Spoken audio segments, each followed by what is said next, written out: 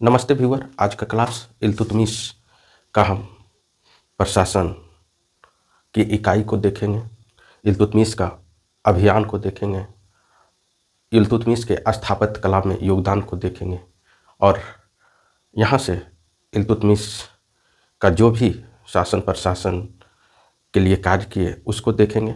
इसके बाद फिर हम रज़िया सुल्तान जो इनकी पुत्री थी इसके बारे में हम पढ़ेंगे। तो आइए देखते हैं, क्योंकि कल का जो था वीडियो वो इल्तुतमिश का जीवन परिचय था। तो आइए समझते हैं इल्तुतमिश का अभियान। इसका अभियान से हम बात करेंगे आज किस किस क्षेत्र में इसने अपने विस्तारवादी नीति और साम्राज्यवादी नीति के तहत इसने किन किन क्षेत्रों में आक्रमण करने के बाद उसे अपने साम्राज्य और दिल्ली सल्तनत में मिलाया, इस पे हम बात करेंगे। ऐसे ये जो चीज़ें हैं परीक्षा के दृष्टि से कौन से उतना महत्वपूर्ण नहीं है, बट आप इसे जान सकते हैं। इल्तुतमिश का ये महत्वपूर्ण अभियान है साम्राज्यवादी नीति और विस्तारवादी नीति के तहत। पहला अभियान इसने बंगाल के विरुद्ध किया था 1225 ईस्वी में, लेकिन लगभग इसमें इनको काफ़ी ज़्यादा मशक्क़त करना पड़ा, मेहनत करना पड़ा और इन्हें सफलता जो है 1230 ईस्वी में मिली और 1230 ईस्वी में बंगाल को दिल्ली सल्तनत में मिला लिया गया। उसके बाद फिर इसका अभियान रहा 1226 ईस्वी में, कहाँ, रणथंभौर। ये लगभग लगता है राजस्थान का क्षेत्र है। 1226 में यहाँ इसने अभियान किया और इसे भी दिल्ली सल्तनत में मिला लिया। फिर तीसरा अभियान रहा 1227 ईस्वी में मंदौर में। उसके बाद 1231 मध्य प्रदेश का ये क्षेत्र है, मध्य प्रदेश ग्वालियर, और 1234 उज्जैन में अभियान रहा और फिर इसे दिल्ली सल्तनत में मिला लिया और 1235 ईस्वी में भीलसा पे अधिकार किया और 1236 में सिंध दोआब की पहाड़ी क्षेत्र में स्थित बनियान एक जगह है, वहाँ पे अभियान किया और फिर उसे मिला लिया। मतलब ये इनकी विस्तारवादी नीति थी। ये अपने शक्ति और सामर्थ्य के बल पे इन सभी क्षेत्रों को अभियान करके मिला लिया। 1236 में ही वह घटना है, रास्ते में इन्हें घातक रोग हो गया था, हो जाने से इनकी डेथ हो जाती है।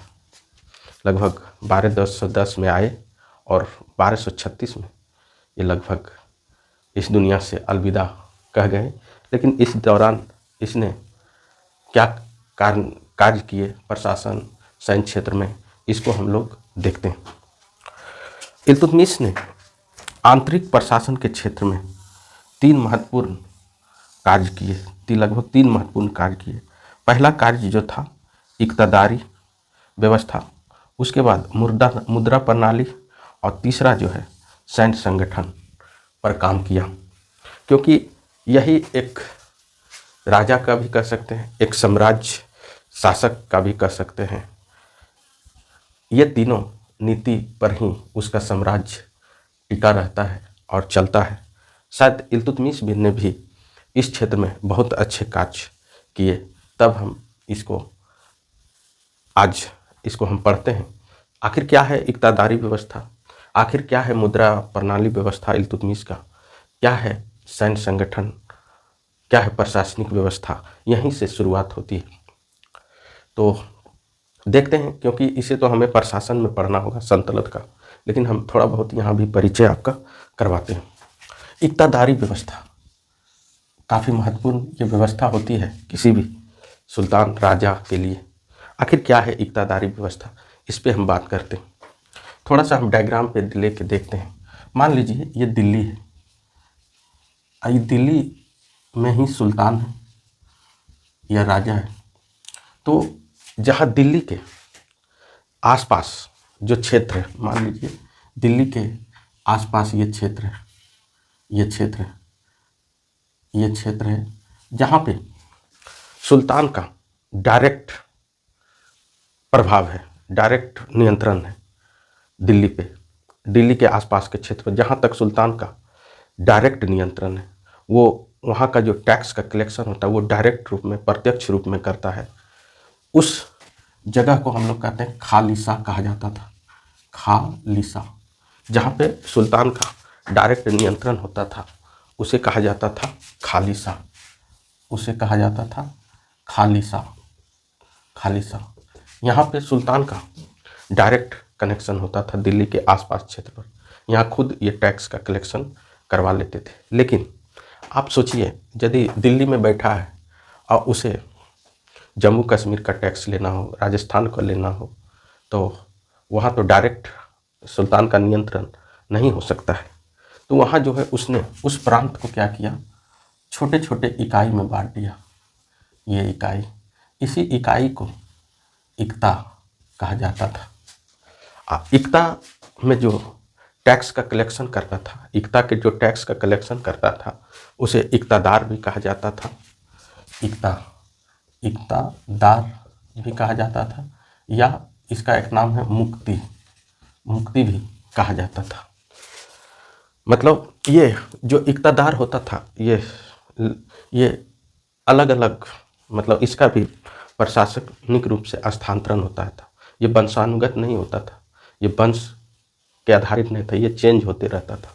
तो यहाँ जो है इक्तादार नियुक्त होता है। मान लीजिए यहाँ इस क्षेत्र है, ये क्षेत्र है, ये क्षेत्र है, तो यहाँ इक्तादार 1 2 3 4 5 क्षेत्र है, तो 5 इक्तादार होता था या 5 मुक्ति होते था। अब यहाँ जो है सुल्तान का जो कनेक्शन होता था, ये इक्तादार या मुक्ति के माध्यम से टैक्स का कलेक्शन होता था। तो इसमें होता था क्या कि इन इक्तादारों को वेतन मिलता था। ये यहाँ से जो है इस क्षेत्र से, इस क्षेत्र से, इस क्षेत्र से जो छोटे जमींदार था, बड़े नहीं छोटे, उन से दबाव मिलाकर इक्तादार या मुक्ति उसे टैक्स वसूलते थे उस छोटे से जमींदारों से।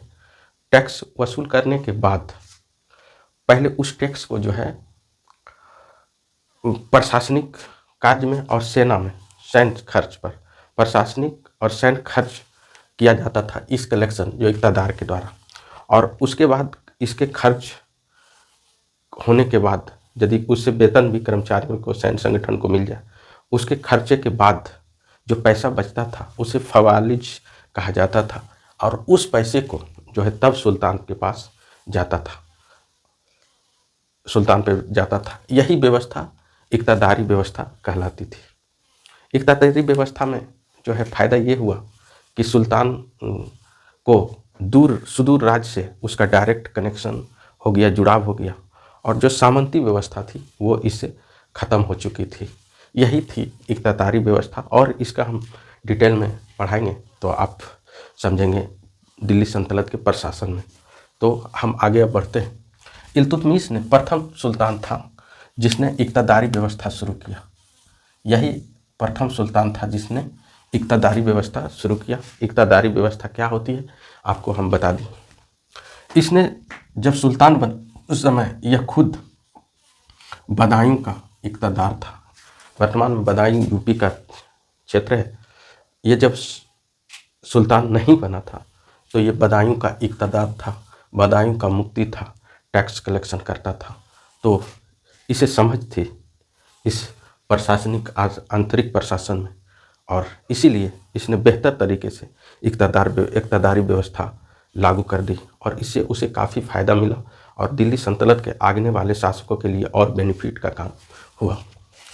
ये था इक्तादारी। उसके बाद मुद्रा प्रणाली के क्षेत्र में भी इसने बहुत ही अच्छे कार्य किए, सराहनीय कार्य किए। यह प्रथम सुल्तान था जिसने शुद्ध अरबी का सिक्का जारी किया। इल्तुतमिश ही प्रथम तुर्क सुल्तान था जिसने शुद्ध अरबी का सिक्का जारी किया था। इससे पहले यानी कोई और दूसरी भाषा हो सकती थी, होगी, लेकिन इल्तुतमिश जब आया तो पूर्ण रूप से शुद्ध अरबी का सिक्का जारी किया। इसके पहले जो सिक्के होते थे उसमें देवनागरी के साथ अरबी होता था। यही मार्केबल बात है। इससे पहले जो सिक्का होता था उसमें देवनागरी के साथ अरबी भी लिखा होता था, लेकिन जब इल्तुतमिश आया तो इसने सिक्कों को शुद्ध रूप से उसमें अरबी शब्द अंकित किया। उसके बाद इसने चांदी का टंका और तांबे का जीतल जारी किया। मतलब इसने चांदी का टंका और तांबे का जो है जीतल जारी किया। क्या चीज़ किया? ये मुद्रा था, चांदी का टंका और तांबे का जीतल, जो इस रेशियो में ये जारी किया। थोड़ा मैथ समझिए, एक टंका बनता था चांदी का तो 48 जीतल होता था। मतलब एक टंका बराबर 48 जीतल। कहने का मतलब एक टंका बनाता था और जीतल लगभग 48 जीतल इसके बराबर था। ये जो है रेशियो में सिक्का जारी किया। मतलब टंका का वैल्यू आप कह सकते हैं ज़्यादा था, जीतल का वैल्यू कम था। कहने का मतलब इसका वैल्यू आप ज़्यादा दीजिए और इसका वैल्यू कम था। ये छोटा मुद्रा होता था, ये टंका जो होता था ये बड़ा मुद्रा होता था। जैसे अभी वर्तमान मार्केट में मान लीजिए अमेरिकी डॉलर, $1 का मूल्य भारतीय रुपया में 80-83 रुपया होता था। उस समय यही बात होती थी कि एक टंका बराबर 48 जीतल होता था और टंका चांदी का होता था और तांबे का जीतल होता था 175 ग्रेन के बराबर होता था।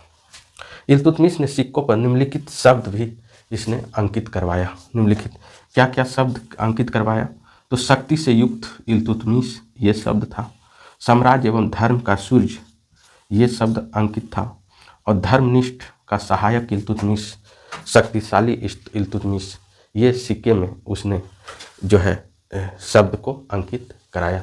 जो सिक्का आज भी सिक्का में बहुत कुछ लिखा रहता है, सिक्का नहीं नोट में बहुत सारे चीज़ लिखा रहता है भारत के। तो उस समय ये अपने साम्राज्य के बारे में, अपने कार्य के बारे में इसने लिखवाया था। तो ये चीज़ लिखाया था, शक्ति से युक्त इल्तुतमिश, दूसरा साम्राज्य एवं धर्म से का सूर्य, और तीसरा धर्मनिष्ठ और सहायक इल्तुतमिश, शक्तिशाली इल्तुतमिश। यह प्रथम सुल्तान था जिसने सिक्कों पर टकसाल का नाम अंकित करवाया। यह प्रथम सुल्तान था। ये पूछा जाता है कि इसने सर्वप्रथम जिस टकसाल में ये सिक्का का ढलाई हुआ सिक्का बना है उसका नाम उस सिक्के पर अंकित करवाता था। अब हम इक़्तिदारी व्यवस्था के बाद इल्तुतमिश मुद्रा प्रणाली की व्यवस्था भी अच्छी तरह से कायम किया। और सैन्य संगठन की जहाँ तक बात है तो सैन्य संगठन में ये तुर्कान चहलगानी जैसे संगठन का निर्माण कराया, जो कि आपको हम इसके जीवन परिचय में ही बता दिए थे। अगला जो आपको बताने जा रहे हैं इसका स्थापत्य कला, न्याय के क्षेत्र में इसने क्या किया, इस पे हम विस्तार पूर्वक से देखेंगे, विस्तार पूर्वक से वर्णन करेंगे। आइए, इसने बगदाद के खलीफा ने 1229 में इल्तुतमिश को छत्र और खिलत की उपाधि प्रदान किया, या छल और खिलत का उपाधि प्रदान किया। कौन किया? तो बगदाद के खलीफा अल मुंतसर बिल्ला। कब किया? तो 1229 में किया था, 1229 में किया। इसी के समय इल्तुतमिश स्वतंत्र एवं वैधानिक सुल्तान स्थापित किया गया। जब इन्हें छत्र और खिलत की उपाधि प्राप्त हुई तो ये वैधानिक रूप से, कानूनी रूप से ये सुल्तान के रूप में स्थापित हो गए। इसने न्याय के क्षेत्र में न्याय की जंजीर नामक जो है इस शासक ने दिल्ली में स्थापित किया। इस शासक ने दिल्ली में न्याय की जंजीर को स्थापित किया। इसके तहत कोई भी व्यक्ति को इसे बजाकर कोई भी व्यक्ति न्याय मांग सकता था। न्याय का जंजीर में यही उपलब्धि थी कि दिल्ली के कोई भी व्यक्ति जो है जंजीर बजाकर न्याय मांग सकता था, इसे बजाकर न्याय मांग सकता। शायद इसी का अनुसरण जो है मुगल बादशाह जहांगीर भी ने किया। जहांगीर भी इसी का अनुसरण करके न्याय की जंजीर को स्थापित किया। तो इसने न्याय के क्षेत्र में ये काम किया। अब इसका मुख्य जो काम रहा स्थापत्य कला के क्षेत्र में। स्थापत्य कला के क्षेत्र में काफ़ी अहम योगदान इसका रहा। इस सुल्तान ने कुतुब मीनार का निर्माण कार्य पूरा किया। परीक्षा में आपसे पूछा जाएगा कि कुतुब मीनार को शुरू किसने किया। ऑप्शन आपको दिया जाएगा इल्तुतमिश और कुतुबुद्दीन ऐबक। तो यहाँ कंफ्यूज कराता है क्वेश्चन को। तो आप यदि कंसेप्ट आपका क्लियर है तो आप जरूर सही ऑप्शन टिक करेंगे। तो कुतुब मीनार का निर्माण कार्य जो है शुरू किया कुतुबुद्दीन ऐबक, ऐसे भी आ सकता है, शुरू किया कुतुबुद्दीन ऐबक।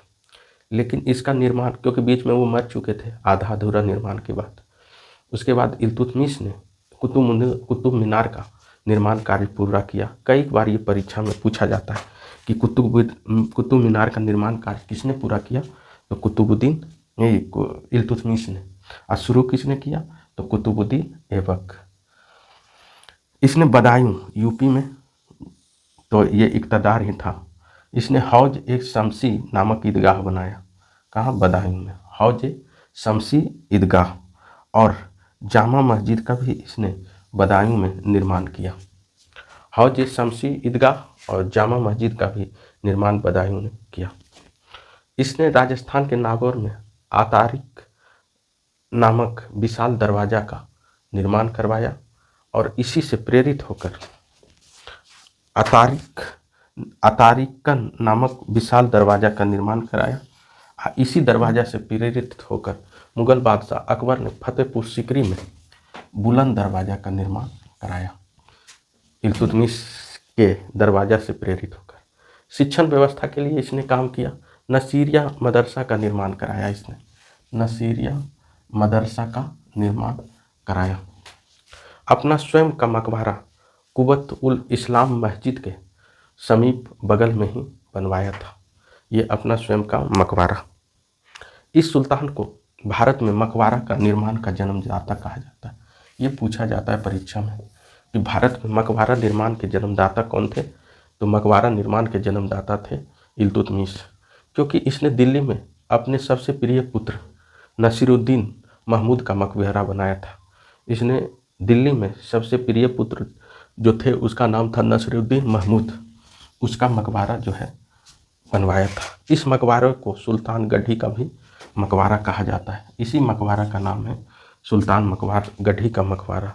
इसे सुल्तान का गुहा या गुफा कहा जाता है। इल्तुतमिश ने कुतुबुद्दीन ऐबक के द्वारा बनाए गए थे 2.5 दिन का झोपड़ा, उसके ऊपर 7 मेहराब का ये निर्माण कराया था। ये 7 मेहराब का निर्माण कराया था गुंबज का 2.5 दिन के झोपड़ा पर।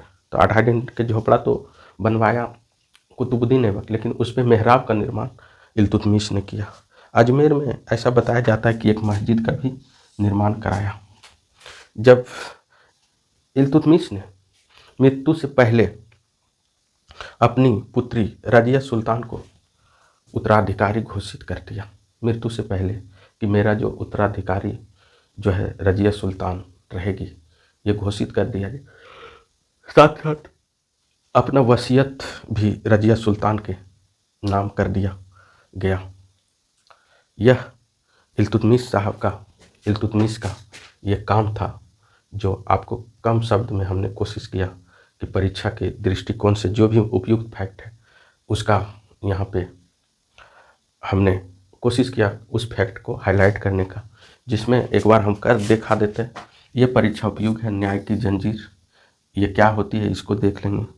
ये पूछा जाता है बहुत बार, कुतुबुद्दीन मीनार का निर्माण कार्य पूरा किया, ये 2 क्वेश्चन यहाँ से। उसके बाद ये भी पूछा जाता है फतेहपुर सीकरी का बुलंद दरवाजा। उसके बाद ये पूछा जाता है मकबरों के निर्माण का जन्मदाता, ये पूछा जाएगा। और उसके बाद ये भी पूछ सकता है 7 मेहराब का निर्माण किसने कराया। ये कुछ फैक्ट हैं जो आपको परीक्षा के दृष्टिकोण से महत्वपूर्ण है। Thank you so much. आप इसका स्क्रीनशॉट लें। कैसा लगा वीडियो ज़रूर कमेंट शेयर करें। All the best, good night.